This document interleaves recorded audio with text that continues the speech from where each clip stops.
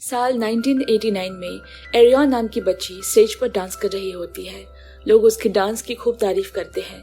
वही एरियन को भी डांस करना बेहद पसंद है। कहानी फास्ट फॉरवर्ड होकर साल 1993 पर आती है। एरियन अपने रूम में हमेशा की तरह डांस कर रही है। तभी उसकी मॉम रूम में आकर उसे कहती है कि तुम ऐसी शक्ल के साथ सिंगर या डांसर नहीं बन सकती। वो जैसे जैसे बड़ी हो रही है दिखने में और खराब होती जा रही है। जब कभी वो स्टेज पर डांस करती, लोग उसकी बदसूरती का मजाक उड़ाते, उसे चिढ़ाते और उसे स्टेज से उतार दिया जाता ताकि खूबसूरत लोग परफॉर्म कर सके। वो उन्हें देखकर मन ही मन जेलस फील करती। फिर कहानी आगे बढ़ती है। साल 2009 पर एरियन ऐसी जिंदगी जी रही है जैसे उसने कभी सोचा भी नहीं था। वो एक कंपनी में अकाउंटेंट की जॉब करती है और दिखने में भी बेहद बदसूरत है, पर उसके दिल में डांसिंग का पैशन अभी तक पल रहा है। वो अपने पैशन को पूरा करने का एक प्लान बनाती है। दिन में अकाउंटेंट की जॉब करने के बाद वो रात को सोशल मीडिया पर मास्क लगाकर लाइव आती और डांस करने लगती। एरियन अपने डांस से लोगों को खूब एंटरटेन करती है। उसको इसके लिए ढेर सारी वाहवाही भी मिलती है।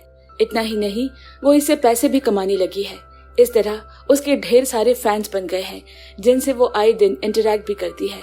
लेकिन सुबह उठकर वो फिर अपनी बदसूरत शक्ल देखती और रेडी होकर अपनी बोरिंग जॉब पर निकल जाती। ऑफिस में भी उसे अपने लुक्स को लेकर ढेरों कमेंट्स सुनने को मिलते हैं। उसके कलीग्स भी जूनियर एम्प्लॉइज को एरियन से ज्यादा इंपॉर्टेंस देते हैं। मिस मोमी नाम की एरियन की एक खूबसूरत कलीग अपने सीनियर को मक्खन लगाने के लिए उन्हें रोज कॉफी बनाकर देती, मगर एरियन उसे पसंद नहीं करती। वहीं दूसरी तरफ एरियन को अपने बॉस कॉन्ग पर क्रश होता है, जो कि बेहद ही गुड लुकिंग और काइंड था। जब मिस मोमी कॉन्ग को कॉफी ऑफर करती है तो पहले वो उसे ये कहकर मना करता है कि तुम्हें कोई जरूरत नहीं है कॉफी बनाने की, लेकिन फिर वो उसके हाथों से कॉफी ले लेता है। एरियन मन ही मन कॉन्ग को लेकर सपने देखने लगती है, यहाँ तक कि वो उसे सोशल मीडिया पर स्टॉक भी करती है। पर कॉन्ग पहले से ही शादीशुदा है। डिनर के दौरान एक एम्प्लॉय कॉन्ग से कहता है, देखो आजकल लोग कैसे सोशल मीडिया पर लोगों को एंटरटेन करके पैसा कमा रहे हैं। ये कहकर वो उसे मास्क्ड गर्ल की वीडियो दिखाता है। कॉन्ग को उस दिन घर जल्दी जाना था क्योंकि उसकी वाइफ की तबीयत खराब थी। वो टैक्सी रुकाने लगता है। तभी एरियन उसे कहती है, हम टैक्सी शेयर कर लेते हैं क्योंकि मैं भी कुछ दिनों पहले आपके घर के पास शिफ्ट हुई हूँ। फिर जब कॉन्ग एरियन के साथ टैक्सी में होता है तो उसकी वाइफ का कॉल आता है। वो उसे पूछती है, क्या तुम्हारे साथ कोई और भी है? कॉन्ग झूठ बोलता है कि मेरे साथ कोई नहीं है। टैक्सी से उतरने के बाद एरियन सोचने लगती है, आखिर कॉन्ग ने अपनी वाइफ से झूठ क्यों बोला? कहीं उसे शक तो नहीं हो गया कि मैं उसे लाइक करती हूँ। उस रात जब वो लाइव आती है तो अपने फैंस के साथ वो स्टोरी शेयर करती है। उसके फैंस उसको सलाह देते हैं कि तुम इस बारे में कुछ ज्यादा ही सोच रही हो, तुम्हारे बॉस के दिल में तुम्हारे लिए कोई फीलिंग्स नहीं होगी। वो फैंस को ये भी बताती है कि एक दिन उसने अपने बॉस के परफ्यूम की तारीफ की थी, जिसके बाद वो रोज वही परफ्यूम लगाने लगा। फैंस तब भी उसे यही बात कहते कि तुम ज्यादा ख्याली पुलाव पका रही हो। अगले दिन एरियन और मिस मोमी लेट तक ऑफिस में काम कर रहे हैं। एरियन अपना काम खत्म करके मिस मोमी को बाय कहते हुए घर के लिए निकल जाती है। जब एरियन गेट पर पहुंची तो उसे याद आता है कि वो अपना कार्ड डेस्क पर ही भूल गई है। एरियन फिर वापस ऑफिस में जाती है। तभी उसे कॉन्ग दिखाई देता है। वो दबे पाव उसका पीछा करने लगी और देखती है कि कॉन्ग और मिस मोमी एक दूसरे को किस कर रहे हैं। कॉन्ग मिस मोमी से कहता है, सॉरी मैं दिन भर में तुमसे बात नहीं कर पाया। मैं नहीं चाहता कि बाकी एम्प्लॉइज को हम पर शक हो जाए और उन्हें पता लगे कि तुम मेरे लिए खास हो। ये सब देख सुनने के बाद एरियन का दिल टूट जाता है। वो पूरे रास्ते रोते हुए घर जाती है, यहाँ तक कि वो एक बड़ी सी शराब की बोतल भी ले लेती है। घर जाकर उसे पीने के बाद वो उल्टी करती है। फिर रोज की तरह लाइव जाकर डांस करने लगी। डांस करते करते वो अपने सारे कपड़े उतार देती है और नशे में होने के कारण वो बिना कमेंट्स पढ़े ही सो जाती है। अगले दिन जब वो उठी तो उसका सोशल मीडिया अकाउंट ब्लॉक हो चुका है क्योंकि उसने कपड़े उतारकर उस साइट के रूल्स को ब्रेक किया है। एरियन गिल्ट के मारे अपने आप को मारती है और सोचती है कि मुझे तो मर जाना चाहिए। फिर दोपहर में लंच के बाद एरियन अपने कलीग को कॉन्ग और मिस मोमी के अफेयर के बारे में बताती है और उन्हें इस बात को सीक्रेट रखने को कहती है। हालांकि जल्द ही ये खबर आग की तरह पूरे ऑफिस में फैल गई। अगले दिन कॉन्ग अपनी केबिन से गायब रहता है। एरियन की एक कलीग उसे मैसेज करके बताती है कि कॉन्ग ने रिजाइन कर दिया है और मिस मोमी को ऑफिस से बाहर निकाल दिया गया है। जब एरियन घर जाने के लिए लिफ्ट के पास खड़ी होती है तो मिस्टर ओह नाम का आदमी उसे बात करने की कोशिश करता है। इसके बाद लिफ्ट में ढेर सारे लोगों को देखकर मिस्टर ओम चुप रह जाता है। ऑफिस से बाहर निकलकर एरियन कॉन्ग को नशे की हालत में देखती है। वो कार के आगे आकर अपनी जान देने की कोशिश कर रहा था। एरियन उसे संभालती है और उसके लिए टैक्सी बुक करती है। लाख पूछने पर भी कॉन्ग अपने घर का एड्रेस नहीं बताता, जिससे एरियन को उसे होटल ले जाना पड़ता है। दोनों रात को एक ही बेड पर सोते हैं। अगली सुबह जब कॉन्ग की आंख खुलती है तो वह एरियन को अपने साथ देखता है। वो जल्दी से रेडी होकर वहां से बिना कुछ कहे निकल जाता है। फिर जब एरियन ऑफिस आती है तो देखती है कि कॉन्ग की चेयर खाली है और वो जाकर उस पर बैठ जाती है। एरियन को कोई लगातार ईमेल कर रहा है कि मैं तुम्हें जानता हूँ, तुम कौन हो। मेल में मार्क्स लड़की की फोटो भी लगी है।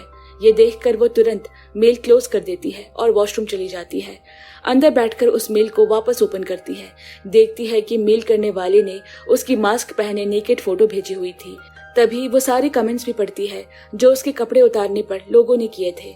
उसका सर चकराने लगता है। इन सब से परेशान होकर ऑफिस के बाद कॉन्ग को मिलने बुलाती है।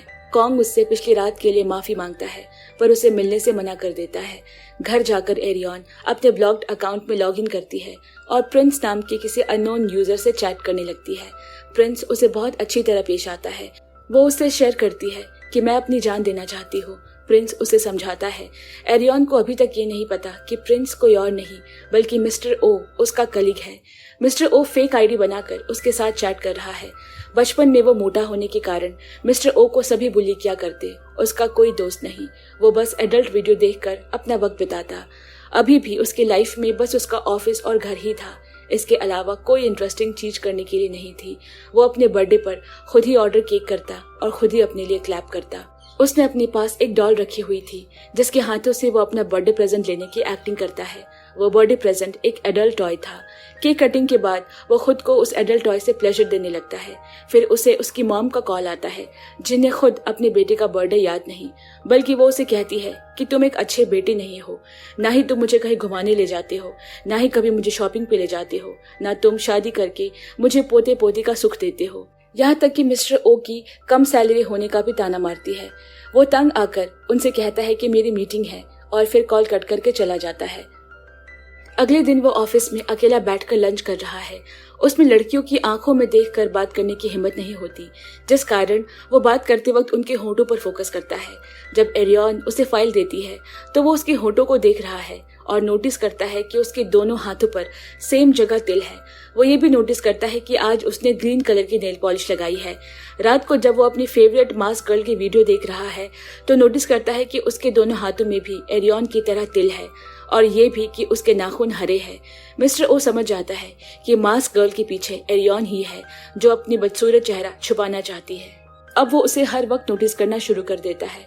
ऑफिस के डिनर के दौरान, प्रेजेंटेशन के दौरान, जब एरियन कॉन्ग को घूर रही थी तब भी, जब वो कॉन्ग के साथ टैक्सी में जा रही थी तब भी, वो हमेशा उसे चैट में स्पेशल फील करवाने की कोशिश करता कि लोगों का दिल साफ होना चाहिए।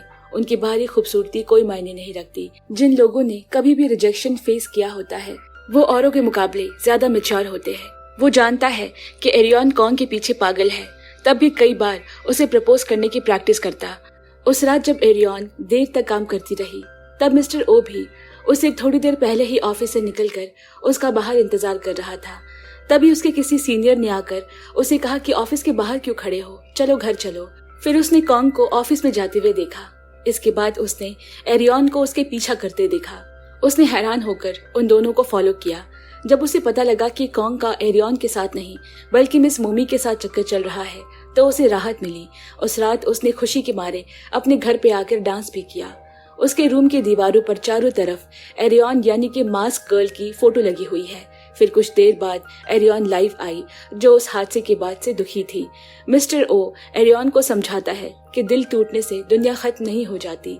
तुम्हें अपने बॉस को भूलकर सच्चे प्यार की तलाश करनी चाहिए। वो उसे ये भी कहता है कि मैं तुम्हें सच्चा प्यार दे सकता हूँ, लेकिन एरियन को उसकी बातों पर बिल्कुल भी ध्यान नहीं होता और वो नशे की हालत में अपने कपड़े उतार कर नाचने लगती है। ये देख मिस्टर ओ को समझ नहीं आता वो उसे कैसे रोके। वो अपने दोनों हाथों से अपने कंप्यूटर की स्क्रीन पर हाथ रख देता है ताकि उसे कुछ दिखे ना, और जब लोग उसे अनाप शनाप कमेंट कर रहे थे तो वो उन पर गुस्सा भी करता है। अगली सुबह मिस्टर ओ सीधा एरियन के पास जाकर उसे कहता है कि कॉन्ग शादीशुदा है, वो तुम्हारे प्यार के काबिल नहीं। इसी के साथ वो अपने दिल की बात भी एरियन को बता देता है, जिसे सुनकर वो उसके गालों पर प्यार से हाथ फेरती है और इसके बाद वो उसे किस करने लगती है। अचानक मिस्टर ओ की कलीग उसे नींद से उठा देती है। असल में वो ऑफिस में बैठे हुए एरियन के सपने देख रहा था। वो लिफ्ट के बाहर भी उससे बात करने की कोशिश करता है, पर वहां खड़े लोगों को देखकर चुप हो जाता है। फिर जब वो एरियन को कॉन्ग को टैक्सी में बिठाते हुए देखता है, उसका दिल टूट जाता है। वो उन दोनों का पीछा करने लगा और जब वो एरियन को कॉन्ग के साथ होटल में जाते हुए देखती है, उसकी हालत और खराब हो जाती है। इसीलिए अगली सुबह वो जलन के मारे एरियन को मेल करके कहता है कि मैं तुम्हें जानता हूँ। उस रात एरियन मिस्टर ओ की ही फेक आईडी प्रिंस से चैट करके कहती है कि मैं मरना चाहती हूँ। मिस्टर ओ उसे खूब समझाने की कोशिश करते, पर एरियन अपने अकाउंट से लॉग आउट करके चली गई। फिर एक काला मास्क और बड़ा सा सनग्लास लगाकर सड़क पर निकल जाती है। अचानक रास्ते में उसे हैंडसम मॉन्ग नाम का एक फैन मिल जाता है। उसे पीछा छुड़ाने की कोशिश के बावजूद वो एरियन का पीछा नहीं छोड़ता। उसे मजबूरी में उसके साथ डिनर करने जाना पड़ता है। वो खाते वक्त भी अपना फेस छुपाने की कोशिश करती है, पर वो लड़का उसे मास्क उतारने के लिए मना लेता है। जैसे ही एरियन ने मास्क उतारा, हैंडसम मॉन्क उसकी तारीफ करते हुए कहता है कि तुम नेचुरल ब्यूटी हो, तुम्हें अमेरिका जाकर मॉडलिंग ट्राई करनी चाहिए। एरियन उसे कहती है मुझे प्लास्टिक सर्जरी करवानी है, लेकिन हैंडसम मॉन्क कहता है तुम्हें इसकी कोई जरूरत नहीं। इसके बाद वो लोग बार में जाकर एक दूसरे के साथ बातचीत करने लगते हैं। कुछ देर में एरियन जब वॉशरूम जाती है, तब हैंडसम मॉन्क सोशल मीडिया पर पोस्ट करता है कि वो इस वक्त मास्क गर्ल के साथ है और ये भी लिखता है कि मैंने सोचा नहीं था कि वो इतनी बदसूरत होगी, लेकिन मुझे इससे क्या, मैं तो जल्द ही उसके साथ मजे करूंगा। ये पोस्ट देखकर मिस्टर ओ भड़क जाता है। वो एरियन को कॉल करने की कोशिश करता है, पर वो हैंडसम मॉन्क के साथ बिजी होती है। इसीलिए वो तुरंत टैक्सी करके उन दोनों की जगह पहुंच जाता है। हालांकि तब तक हैंडसम मॉन्क एरियन को अपनी चिकनी चुपड़ी बातों में फंसाकर होटल ले आ चुका था और एक बहुत महंगा रूम बुक करता है। इधर मिस्टर ओ उन्हें सड़क पर यहाँ वहाँ ढूंढ रहा है। एरियन अपने फोन पर मिस्टर ओ की मिस्ड कॉल देखकर भी उसे अनदेखा कर देती है। इधर हैंडसम मॉन्क एरियन को बेड पर बिठाकर उसे किस करने की कोशिश करता है। एरियन के मना करने पर वो उसके साथ जबरदस्ती करने लगा। एरियन उसे जोर से पुश करती है। ये देखकर हैंडसम मॉन्क उसे कहता है इतना महंगा रूम मैंने ऐसे ही बुक नहीं करवाया है, मुझे मेरे पैसे वापस करो। फिर वो उसे कहता है तुमने अपनी शक्ल देखी है, पता नहीं तुम्हें किस बात का घमंड है। एरियन उसे थप्पड़ मार देती है। इसके बाद वो लड़का और बुरी तरह एरियन के साथ जबरदस्ती की कोशिश करता है। दोनों में खींचातानी होती है और दोनों ही एक साथ बिस्तर के नीचे गिर जाते हैं। तभी हैंडसम मॉन्क का सर बेड के कोने से टकरा जाता है। उसका सर जख्मी हो जाता है और बहुत सारा खून बहने लगता है। ये देख एरियन डर जाती है। वो एम्बुलेंस को कॉल करने ही वाली थी कि उसी वक्त उसकी नजर मिस्टर ओ के मैसेज पर पड़ती है, जिसमें उसने एरियन को चेतावनी दी थी कि मिस्टर मॉन्क बस उसका इस्तेमाल कर रहा है। फिर मिस्टर ओ उसे कॉल करता है, तब वो उसका फोन पिक कर लेती है। जब मिस्टर ओ होटल के कमरे में पहुंचा तो उस लड़के को वहां ऐसे बेहोश पड़ा देख चौंक जाता है। एरियन कहती है कि हमें पुलिस को खबर देनी चाहिए। उसे लगता है कि पुलिस इस बात को समझेगी कि हैंडसम मॉन्क उसके साथ जबरदस्ती की कोशिश कर रहा था। तब मिस्टर ओ उसे समझाता है कि इसे मारने के जुर्म में तुम्हें जेल भी हो सकती है। वो उसे उसका फोन भी छीन लेता है ताकि वो पुलिस को कॉल न कर सके। फिर वो उसे कहता है कि तुम घर जाओ, मैं सब संभालूंगा। एरियन हिचकिचाते हुए वहां से चली जाती है। फिर मिस्टर ओ रेनकोट पहनकर हैंडसम मॉन्क की बॉडी को बाथरूम में ले जाता है। उसके हाथ में एक बड़ा सा चाकू है और उसने एक बड़ी सी सूटकेस भी ला रखी है। वो चाकू से हैंडसम मॉन्क की शर्ट फाड़ने लगा कि अचानक उसका सर हिलने लगता है। हैंडसम मॉन्क अब भी जिंदा था, मगर मिस्टर ओ डर के मारे उसके सीने में चाकू घोंप देता है। उसका हाथ कांप रहा था, पर वह तब तक चाकू घोंपता रहा जब तक उसकी जान नहीं चली गई। अगले दिन ऑफिस में एरियन की जगह खाली थी। मिस्टर ओ का कलीग बताता है कि एरियन ने सुबह कॉल करके जॉब से रिजाइन दे दिया है। वो ऑफिस से एरियन का पता निकालता है, फिर उसके डेस्क की सारी चीजें लेकर उसके घर जाता है। उसके घर का डोरबेल बजाता है, पर वो दरवाजा नहीं खोलती, तो वो उसका सामान उसके घर के बाहर रखकर लौट आता है। फिर वो अपने घर जाकर देखता है कि एरियन आखिरी बार लाइव हुई है। वो वापस दौड़कर उसके घर पहुंचा और जोर जोर से उसका दरवाजा पीटने लगा। एरियन दरवाजा खोलकर उसे अंदर बुला लेती है। फिर जब वो उसे जॉब छोड़ने के बारे में पूछता है, एरियन उसे बताती है कि उसे अपनी जिंदगी की शुरुआत एक नए सिरे से करनी है। वो वापस ऑफिस जाकर वही सब बातें याद नहीं करना चाहती। मिस्टर ओ कहता है तुम्हें उस लड़के को भूल जाना चाहिए। फिर वो पूछता है क्या तुम मुझे भी भुला देना चाहती हो? इस पर एरियन हाँ कहती है। ये सुनकर मिस्टर ओ गुस्सा हो जाता है और उसे बेड पर पटक देता है। फिर वो अपनी पैंट की जिप खोलकर उसके साथ जबरदस्ती करने की कोशिश करता है। एरियन भी मिस्टर ओ को नहीं रोकती और उसे जो करना है करने देती है। तभी मिस्टर ओ देखता है कि मास्क के पीछे जो चेहरा था उसमें बैंडेज लगी हुई है। एरियन ने प्लास्टिक सर्जरी करवाकर अपना पूरा चेहरा बदल दिया है।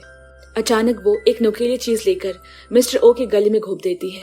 वो उस पर लगातार वार करते हुए कहती है, तुम भी उसी लड़की की तरह हो जिसे सिर्फ मेरे शरीर से मतलब है। और मिस्टर ओ की वही मौत हो जाती है। साल 1974 में कांग नाम की औरत एक परमानेंट जॉब वाले आदमी से शादी करती है।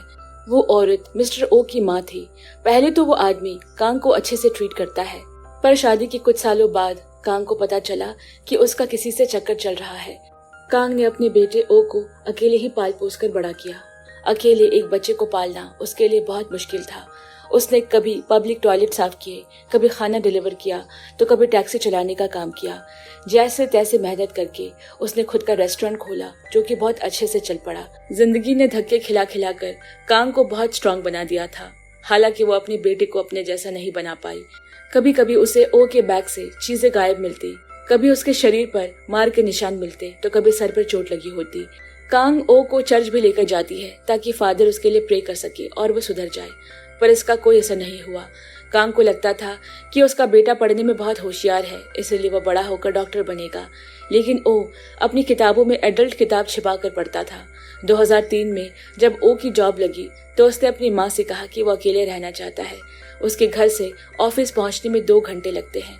वो नहीं चाहता कि दिन के 4 घंटे ऑफिस आने जाने में बर्बाद हो जाए। उसकी माँ ने उसे बहुत सुनाया कि मैंने इतनी मेहनत करके तुझे बड़ा किया और तुम मुझसे अलग होना चाहता है। इसके बावजूद वो घर से चला गया। वो अपनी माँ को नए घर में आने तक नहीं देता था। उसकी माँ हर बार उसके दरवाजे से लौट जाती। तब से उसने ओ से नाता तोड़ दिया, इस उम्मीद में कि किसी दिन उसे अपनी माँ की कदर होगी। लेकिन उसने अपनी माँ को कॉल करना बंद कर दिया। जब बहुत दिनों तक ओ का कोई कॉल नहीं आया तो उसकी माँ उसके घर पुलिस लेकर पहुंची। पुलिस ने दरवाजा तोड़ा तो उसके घर से मरे हुए चूहे की बदबू आ रही है। उसके कमरे में उन्हें ढेर सारे सेक्स टॉयज, बिखरी हुई चीजें और एक बड़ी सी सेक्स डॉल मिली। अचानक एक पुलिस वाला जोर से चीखा जब उसे ओ के बाथरूम में एक सूटकेस मिला जिसमें किसी की डेड बॉडी के टुकड़े पड़े हैं। कांग ये खबर सुनते ही बेहोश हो गई क्योंकि उसे लगा कि वो उसका बेटा है। हालांकि इन्वेस्टिगेशन से साफ हुआ कि वो ओ की नहीं बल्कि किसी और की बॉडी है। हॉस्पिटल में एडमिट कांग को पुलिस ये बात बताती है, जिस पर वो कहती है कि ईश्वर का शुक्र है कि वो मेरा बेटा नहीं। फिर पुलिस कांग से पूछती है कि उसकी ओ से आखिरी बार बात कब हुई थी। पुलिस उससे ये भी पूछती है कि क्या उसका कोई दुश्मन था, क्योंकि हमें शक है कि ये खून ओ ने किया है। पुलिस के मुंह से ऐसी बातें सुनकर ओ की माँ भड़क जाती है।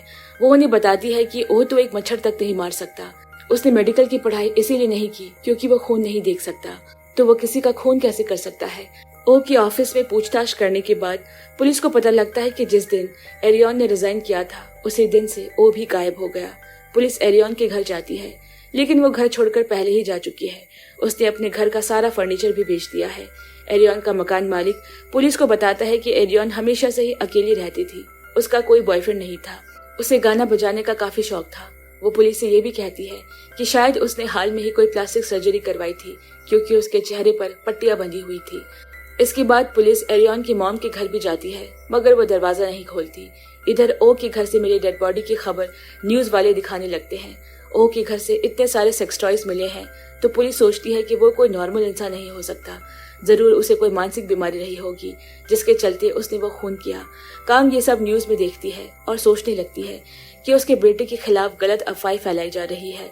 वो मामले को अपने हाथ पे लेने की ठानती है। फिर वो एक टेक्नीशियन की मदद से ओ के कंप्यूटर का पासवर्ड अनलॉक करवाती है। उसे कंप्यूटर चलाना तो आता नहीं था, इसलिए वो बेसिक कंप्यूटर कोर्स ज्वाइन करती है। इसके बाद वो मार्क्स गर्ल के बारे में सर्च करती है और उसके और अपने बेटे की सारी चैट्स पढ़ लेती है। उसे पता लगता है कि ओ की कलीग एरियन ही वो मार्क्स गर्ल है। वो अपने रेस्टोरेंट को ताला लगाकर अपने बैंक से सारी जमा पूंजी निकालने के बाद अपने बेटे की तलाश में निकल जाती है। कांग मार्क्स गर्ल के किसी फॉलोअर से बात करती है, जिससे उसे पता लगता है कि मार्क्स गर्ल ने शायद प्लास्टिक सर्जरी करवा ली है। वो फॉलोअर कांग को एक लड़की की वीडियो दिखाता है जो किसी स्टोर के बाहर डांस कर रही थी। उसकी बॉडी लैंग्वेज और ड्रेसिंग सेंस देखकर उसे शक होता है कि वही मार्क्स गर्ल है। फिर कांग मुर्दा घर जाकर एक डेड बॉडी की शिनाख्त करती है। वो बॉडी ओ की है। उसे देखकर कांग फूट फूट कर रोने लगती है और रोते हुए कहती है कि ये सब उसी मास्क लड़की का किया धरा है। उसने मेरे बेटे की जान ली है। पुलिस को ओ की बॉडी एक सुनसान जगह पर लावारिस पड़ी मिली। इतना ही नहीं, उसके बॉडी को भी टुकड़े करके सूटकेस में डाल दिया गया था। ओ की फ्यूनरल में उसकी माँ एक बहुत दमदार स्पीच देती है जिससे उन्हें ढेर सारी तालियां मिलती है। इसके बाद वो एरियन की माँ के घर जाती है, लेकिन लगातार बेल बजाने के बावजूद वो दरवाजा नहीं खोलती। कांग गुस्से में दरवाजे को लात मारने लगी। तभी उसकी मेड आती है और कांग से कहती है, मुझे अब तक नहीं पता कि मेरी मालकिन को कोई बेटी है। मेड कांग को बताती है कि एरियन सालों पहले घर छोड़कर जा चुकी है, इसीलिए उसकी माँ से उसका कोई लेना देना नहीं, और अगर तुम अभी नहीं गई तो पुलिस बुलाना होगा। अचानक एरियन की माँ छत पर आती है। कांग उसे देखकर भड़क जाती है और एरियन के नाम पर गंदी गंदी गालियां देने लगी। आखिरकार पुलिस को बुलाया गया और कांग को अरेस्ट कर लिया जाता है। अगले दिन अपनी पड़ोसन से बात करते वक्त कांग खुद को रोक नहीं पाती और दिल खोल कर रोने लगती है। उनमें से एक पड़ोसन कांग को बताती है कि मेरे पास एक ज्योतिषी का नंबर है, वो एकदम सही जानकारी देता है। कांग उस ज्योतिषी के पास जाकर उसे पैसे देती है और एरियन के बारे में पूछती है। ज्योतिषी उसे एरियन की लोकेशन बताता है। अब कांग उस स्टोर पहुंची जिसके बाहर वो लड़की डांस कर रही थी। फिर वो स्टोर वालों से उसकी तस्वीर दिखाकर उसके बारे में पूछने लगी। वो उनसे झूठ बोलती है कि मैं उसकी माँ हूँ, मुझे मेरी बेटी से मिला दो। स्टोर वाला कांग को बताता है कि इस लड़की का तो किसी और एजेंसी में ट्रांसफर हो गया है। नई एजेंसी जाकर कांग को पता लगता है कि वो लड़की ज्यादा पैसों की तलाश में एजेंसी छोड़ती है। कांग एजेंसी ओनर से पूछती है कि अब वो कहाँ काम कर रही होगी। एजेंसी ओनर उसे कहता है कि उसी जगह जहाँ जिस्म की नुमाइश होती होगी। फिर वो उस इलाके के हर नाइट क्लब जाकर उसके बारे में पूछती है, पर कहीं से भी उसकी खबर नहीं मिल पाती। इसके बाद जब वो कुछ खाने के लिए रुकती है तो उसे अपने सामने एक खूबसूरत लड़की दिखाई दी। उसे शक होता है कि ये वही एरियन है और वो उस लड़की को तस्वीर वाली लड़की से मिलाकर देखने लगती है। उसे यकीन हो जाता है कि वो लड़की वाकई में एरियन है। वो उसका पीछा करने लगी, लेकिन जिस होटल में एरियन जाती है उसमें कांग को जाने नहीं दिया जाता, तो वो अपनी कार में बैठकर ही उसके बाहर आने का इंतजार करती है। कुछ देर बाद एरियन बाहर आकर एक टैक्सी में बैठती है तो कांग उसे फॉलो करती है। फिर कांग को पता लगता है कि एरियन अकेली नहीं रहती, उसके साथ कोई और भी रहता है। वो रात भर उसके घर के बाहर कार में ही उसका इंतजार करती है। सुबह एरियन हेयर वॉश के लिए सैलून जाती है तो कांग भी उसके पीछे सैलून चली जाती है और उसके बगल में बैठकर अपने हेयर वॉश करवाने लगती है। उसी दौरान उसकी नजर एरियन के नेकलेस पर पड़ती है जो कि उससे कहीं देखा देखा सा लगा। फिर वो साइबर कैफे आकर ओ का फोल्डर चेक करती है। मास्क गर्ल ने भी अपनी फोटोज में ठीक वैसा ही नेकलेस पहना हुआ था। अब उसे यकीन हो जाता है कि वो खूबसूरत लड़की मास्क गर्ल ही है। इसके बाद वो एक टैक्सी कंपनी से टैक्सी रेंट पर लेती है और हथियार के डीलर से एक बड़ी सी गन खरीदती है। जैसे ही एरियन होटल से बाहर आती है, कांग उसे अपनी टैक्सी में बिठाकर टैक्सी चलाना शुरू करती है। फिर बातों बातों में कांग उससे उसकी उम्र पूछती है। फिर बताती है कि मेरी बेटी भी तुम्हारी ही उम्र की होगी। इसके बाद कांग उसे कहती है कि सीट के नीचे मेरा फोन गिर गया है, प्लीज मुझे उठाकर दे दो। एरियन जैसे ही फोन लेने झुकती है, कांग उसकी गर्दन पर लेजर गन मारकर उसे बेहोश कर देती है। फिर वो उसे एक सुनसान जगह ले जाती है। उसका हाथ पांव बांधकर उसके होश में आने का इंतजार करती है।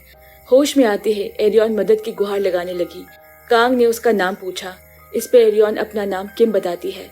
इसके बाद कांग उसके गाल पर एक जोरदार चांटा जड़कर उसे अपने बेटे की फोटो दिखाती है, मगर एरियन उसे पहचानने से इनकार कर देती है। फिर कांग उसे मास्क पहनाकर उसे मास्क गर्ल की फोटो से मैच करने लगती है।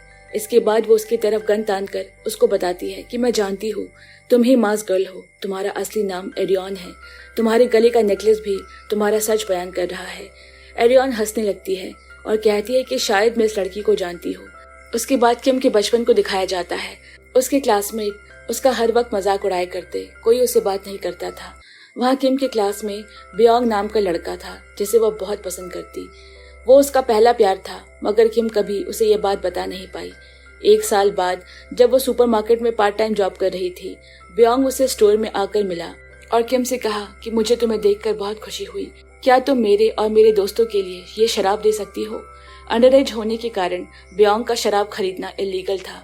इसके बावजूद किम उसे वो शराब की बोतल दे देती है।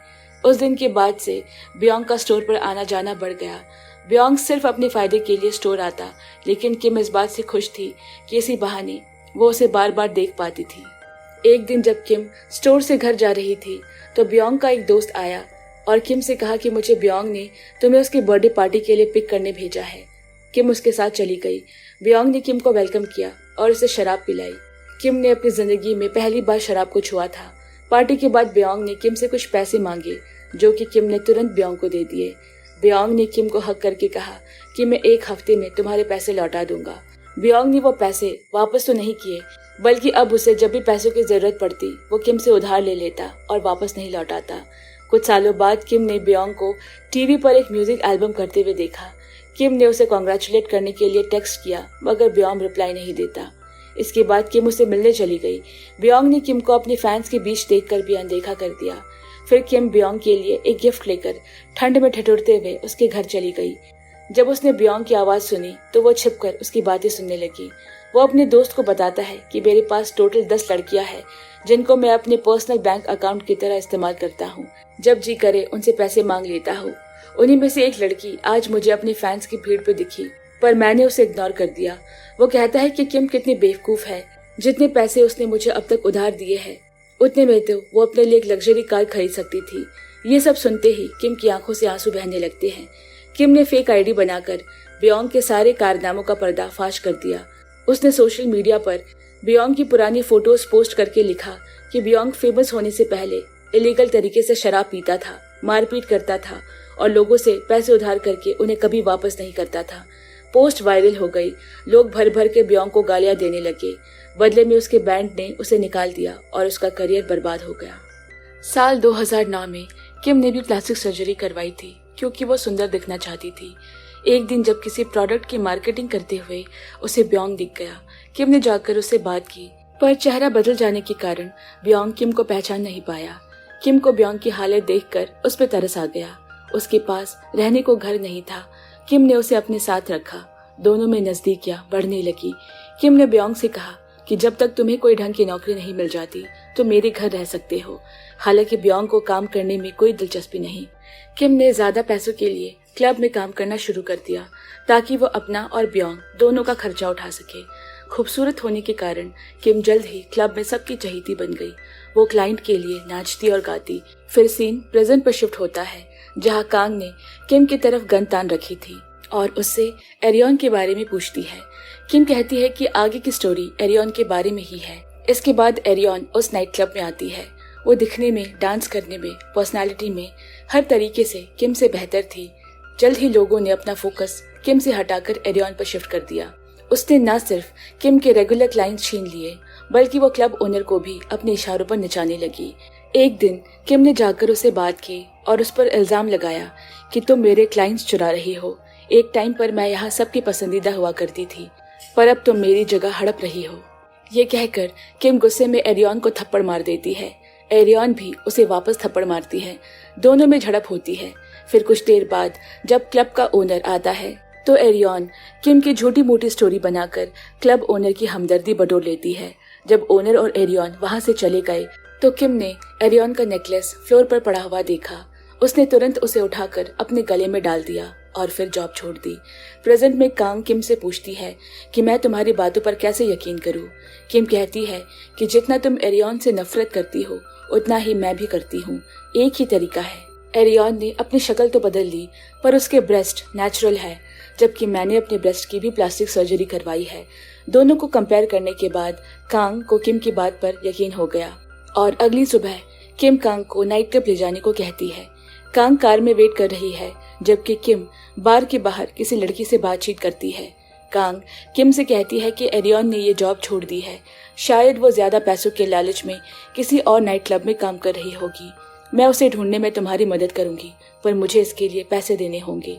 कांग किम को पैसे देने को तैयार हो जाती है। इसके बाद किम किसी अपार्टमेंट में जाती है जहाँ पर एरियन रहती है। यहाँ हमें पता लगता है कि किम ने जो भी बताया वो सब कुछ हद तक सच था, लेकिन पूरा नहीं।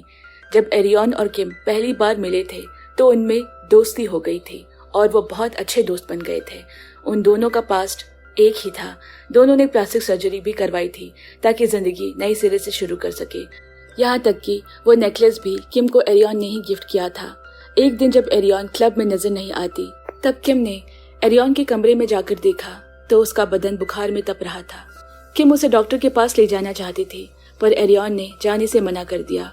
जब किम ने उसके ना जाने का कारण पूछा तो एरियन ने उसे ओह के मर्डर के बारे में बताया। आज सुबह जब नाइट क्लब के सामने कांग को दिखाने के लिए जब वो किसी लड़की से बात कर रही थी, वो एक्चुअली उसे ये बताने गई थी कि कोई भी एरियन को ढूंढता हुआ आए तो यही कहना कि वो कम सैलरी की वजह से जॉब छोड़कर कहीं चली गई है। असल में वो कांग के सामने एरियन को ढूंढने का नाटक कर रही थी क्योंकि वो अपनी बेस्ट फ्रेंड को प्रोटेक्ट करना चाहती थी। प्रेजेंट में किम सारी बातें एरियन को समझाती है और वहां से कहीं दूर चले जाने को कहती है। एरियन के पास ना तो रहने की कोई जगह है, ना ही वो अपनी मॉम के घर वापस जा सकती है। प्लास्टिक सर्जरी के बाद वो अपनी पहचान खो चुकी है। किम कहती है तुम कुछ दिनों तक घर से बाहर मत निकलना, फिर हम देखते हैं कि क्या करना चाहिए। जैसे ही किम एरियन के घर से निकलती है, हम देखते हैं कि बाहर कोई आदमी छिपकर उसकी फोटो क्लिक कर रहा है। घर पहुंचकर किम देखती है कि ब्योंग गेम खेल रहा है। उसने अब तक ना तो कूड़ा फेंका है, ना ही उसके पेट को खाना दिया है, जो कि उसका डेली का काम था। ब्योंग दरअसल अपनी जिंदगी से तंग आ चुका है। जब किम गुस्से में उसे घर छोड़कर जाने को कहती है तो ब्योंग उल्टा उसी पर भड़क जाता है। वो उसे कहता है कि मेरी इस हालत के जिम्मेदार तुम हो। मैंने तुम्हारे लैपटॉप में वो आईडी देख ली है जिससे मेरी पुरानी फोटोज पोस्ट की गई थी। यह कहकर वो उसे बेल्ट से मारने लगता है।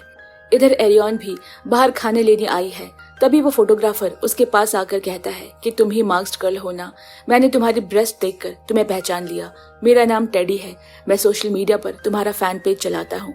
एरियन उसे जाने को कहती है पर टेडी नहीं मानता। फिर कुछ दूर जाकर एरियन सड़क पर उल्टी कर देती है। टेडी तब भी उसका पीछा कर रहा है।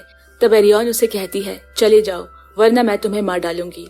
और तब जाकर टेडी वहां से जाता है। घर आकर एरियन अपना सामान पैक करने लगती है।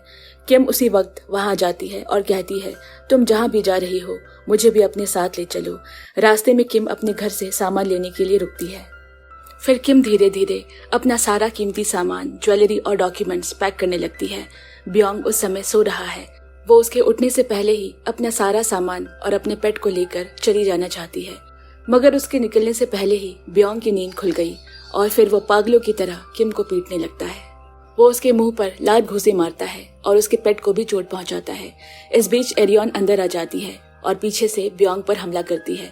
ब्योंग उसे भी पीटना शुरू कर देता है और फिर एरियन जैसे तैसे ब्योंग के गले में बेल्ट लपेट देती है।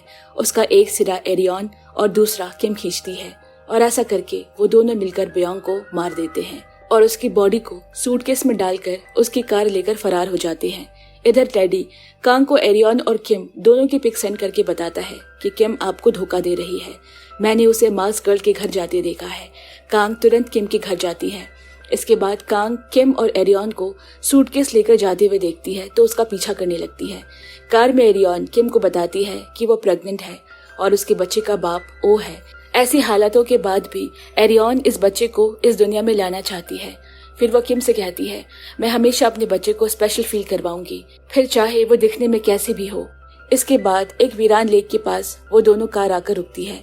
कांग भी कार से उतरकर आगे गन लेकर खड़ी हो जाती है और पूछती है क्या मेरे बेटे के साथ भी तुम लोगों ने ऐसा ही किया था। किम सारा इल्जाम अपने सर ले लेती है और कहती है कि आपके बेटा एक घिनौना आदमी था। एरियन कहती है आपके बेटे को मैंने मारा है। कांग उन दोनों की बातें सुनकर उलझन में पड़ जाती है और कहती है कि चाहे तुम में से किसी ने भी मेरे बेटे को मारा हो, सजा तो तुम दोनों को ही मिलेगी। यह कहकर वो गन का ट्रिगर दबा देती है पर वो काम नहीं करता। कांग वापस ट्रिगर खींचती है, तब भी गन नहीं चलती। फिर किम और एरियन कांग को रोकने उसकी तरफ दौड़ते हैं। इसी दौरान कांग की गन से गोली निकलकर किम को लग जाती है। किम जमीन पर गिर पड़ती है। वही एरियन और कांग के बीच झड़प हो जाती है। कांग एरियन पर हावी होने लगी, लेकिन तभी किम पीछे से आकर उसके सर पर बड़ा सा पत्थर मारकर कांग को मार डालती है। बदकिस्मती से किम भी एरियन की गोद में अपना दम तोड़ देती है। एरियन का रो रो कर बुरा हाल हो जाता है। इसके बाद जब रोशनी होती है तो एरियन दोनों की डेड बॉडी सूटकेस में डालकर लेक में फेंकते हुए नजर आती है। अगले सीन में हम देखते हैं कि एरियन ने मास्क पहना है और पुलिस उसे अरेस्ट करके ले जा रही है। मास्क गर्ल की फोटो लेने के लिए फोटोग्राफर की लाइन लग जाती है। हर नजर उसकी तरफ देख रही है। सारे कैमरास बस उसी को कैद करना चाहते हैं, ठीक वैसा जैसा उसने सोचा था। हालांकि ये हालात बिल्कुल ही अलग है। यहाँ पर हमें पता लगता है कि एरियन ने खुद जाकर पुलिस के आगे सरेंडर किया था। ये बात आग की तरह मीडिया में फैल गई। टॉप के डॉक्टर्स ने इस बात को वेरीफाई किया कि एरियन ने वाकई में प्लास्टिक सर्जरी करवाई है। एक समय पर एरियन जैसे कपड़े पहनती थी वही यंगस्टर्स के बीच ट्रेंड बन जाता है। कोर्ट में एरियन का लॉयर ये दलील पेश करता है कि एरियन ने जो भी किया वो खुद को बचाने के लिए किया है। वो आदमी उसके साथ जबरदस्ती करने की कोशिश कर रहा था। लॉयर जज को वो पोस्ट भी दिखाता है जो हैंडसम मॉन्क ने सोशल मीडिया पर पोस्ट किया था। इसके बावजूद अदालत एरियन को आजीवन कारावास की सजा सुनाती है। फिर सीन बदलता है। एरियन अपने बच्चे को अपनी माँ के घर ले आई है। वो चाहती है कि उसकी माँ उसके बेटी की देखभाल करे। एरियन फेक पासपोर्ट बनवाकर देश छोड़ने की फिराक में है। जब तक वो ये काम निपटा नहीं लेती तब तक कोई इस बच्चे का ध्यान रखे। हालांकि उसकी माँ ने इस बात से इनकार कर दिया, जिस वजह से एरियन उनके घर के बाहर ही अपना बेबी रखकर चली गई। प्रेजेंट में हम देखते हैं कि एरियन की बेटी मेमल अपनी नानी के घर पल बढ़ रही है। अपनी माँ की तरह उसे भी मेकअप करना, सिंगिंग और डांसिंग का शौक है, लेकिन उसकी ग्रैंड माँ को ये पसंद नहीं। इस वजह से वो अक्सर उसे डांट लगाती। एरियन की माँ मेमल को कभी उसकी माँ के बारे में नहीं बताती। मेमल को घर का खाना कुछ खास पसंद नहीं आता तो वो छिप छिप कर बाहर से खाना खाया करती। स्कूल में कोई भी उसे बात नहीं करता क्योंकि वो मास गर्ल की बेटी है। मेबल इंटरनेट पे मास गर्ल सर्च करती है, जिससे उसे अपनी माँ के पास्ट के बारे में सब कुछ पता चल जाता है। उसे ये भी पता लगता है कि इस वक्त उसकी माँ जेल में है। फिर एक दिन मेमल मास्क पहनकर अपनी माँ की तरह रूम में डांस करने लगी। ये देखकर उसकी ग्रैंड माँ उसे घर से बाहर निकाल देती है। मेमल के लाख सॉरी बोलने पर भी वो उसे अंदर नहीं आने देती। वो घंटों घर के बाहर बैठे बारिश में भीगती रही। फिर अचानक उसकी ग्रैंड माँ बाहर आती है और उसे अंदर ले जाती है। स्कूल में अब बच्चे मेमल का और भी ज्यादा मजाक उड़ाने लगे हैं। मेमल उसकी फ्रेंड से कहती है कि तुमने ही सबको मेरी माँ के बारे में बताया है। ये कहकर वो उसे पंच मारती है। इस वजह से मेमल की ग्रैंड माँ को स्कूल बुलाकर मेमल को स्कूल से निकाल दिया जाता है। वो जिस भी स्कूल में जाती उसके साथ यही चीज रिपीट होने लगती। अब मेमल की लोगों को पीटने वाली हरकत सोशल मीडिया पर फैल जाती है और जल्द ही लोग उसे मास गर्ल 2 के नाम से बुलाने लगते हैं। सालों बाद मेमल का एक नए कॉलेज में एडमिशन होता है। उचान नाम की लड़की उससे दोस्ती करने की कोशिश करती है पर मेमल उसे भाव नहीं देती। एक दिन मेमल देखती है कि उचान को कुछ लड़कियां बुली कर रही है। पहले तो वो उसे अनदेखा कर देती है, फिर जब वो लड़कियां उचान को नुकसान पहुंचाने लगी तब मेमल एक शीशा तोड़कर उसके कांच को अपने दोनों हथेलियों के बीच दबा लेती है जब तक कि उसके हथेली से खून नहीं बहने लगता। ये देख वो लड़कियां डर कर वहां से भाग जाती है। उचान उसकी चोट पर पट्टी बांधती है और देखती है कि उसकी कलाई पर भी कुछ कट्स के निशान हैं। इसी के साथ उन दोनों की दोस्ती की शुरुआत हो जाती है। उचान मेमल को बताती है कि उसके डैड शराबी है। वो हर रोज शराब पीकर उसकी मॉम पर हाथ उठाते हैं। मेमल भी उचान को बताती है कि उसकी माँ जेल में है। फिर वो उचान से कहती है कि मुझे प्रॉमिस करो तुम ये बात किसी को नहीं बताओगी। उचान मेमल से पूछती है तुम्हारी माँ जेल में क्यों है। मेमल कहती है कि मुझे नहीं पता, दादी मुझे कभी उनके बारे में नहीं बताती। वो मेरी मॉम से नफरत करती है पर मैं तो खुद आज तक अपनी माँ से नहीं मिली और मैं नानी का घर छोड़ देना चाहती हूँ पर मेरे पास पैसे नहीं है। उचान भी अपना घर छोड़कर मेमल के साथ जाने की इच्छा रखती है। एक दिन जब उचान ने अपने छोटे भाई को वॉकर के सहारे चलते देखा तो उसे एक आइडिया आता है क्यों ना वो वॉकर बेचकर कुछ पैसे कमा लिया जाए। हालांकि वॉकर बेचकर जो पैसे आए वो अकेले रहने के लिए काफी नहीं थे। इसके बाद उचान अपने BTS ऑटोग्राफ कार्ड को एक छोटी बच्ची को बेचने की कोशिश करती है।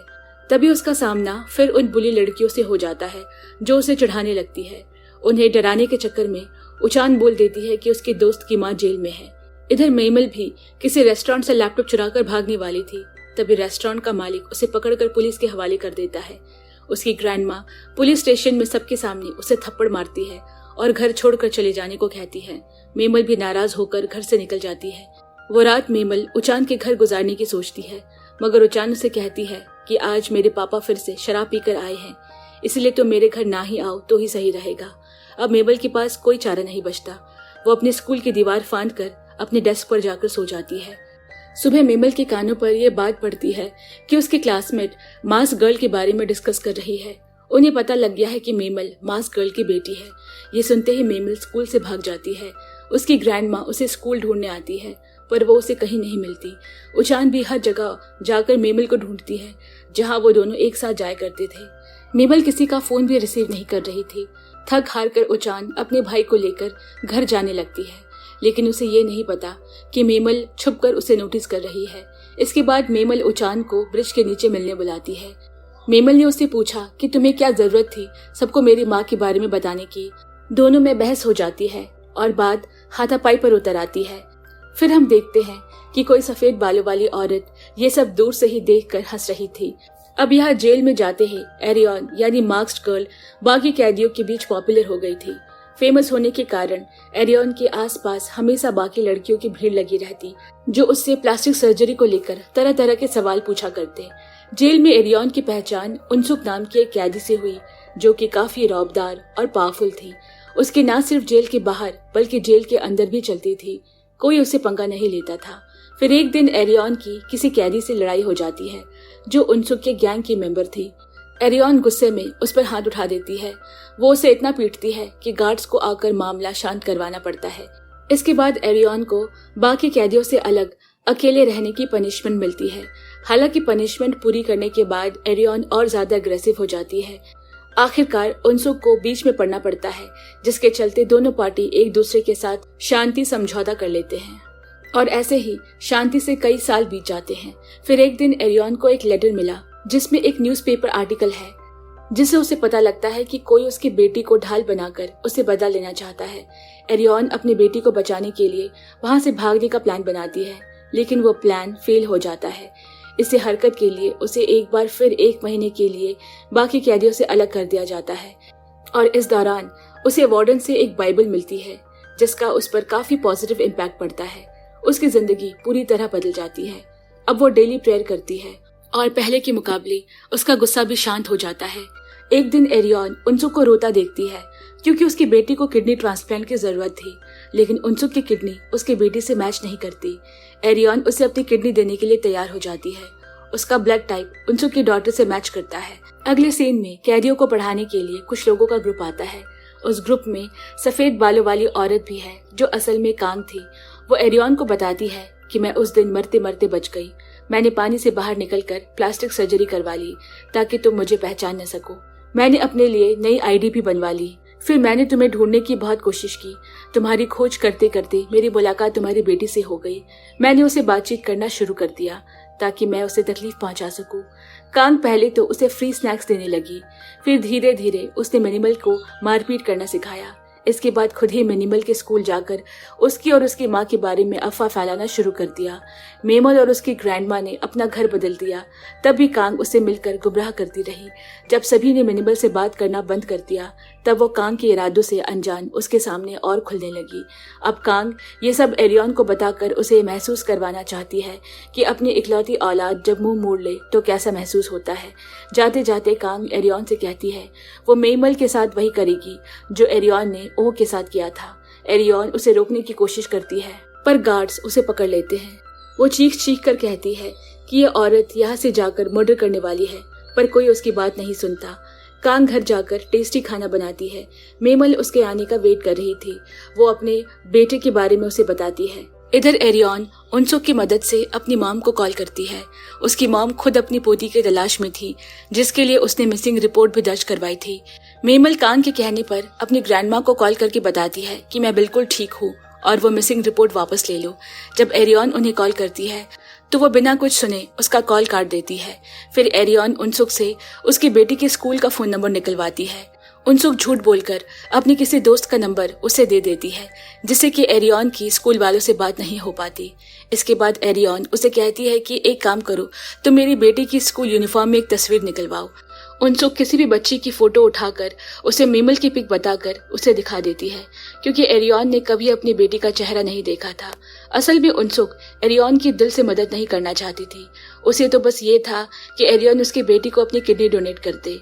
और इधर कांग टेप, रस्सी और कैमरा जैसी चीजें खरीद कर घर ले आती है। पहले तो मेमल उसे कहीं नजर नहीं आती, जिससे वो परेशान हो गई। फिर मेमल अचानक कांग को बर्थडे की एक सरप्राइज देती है।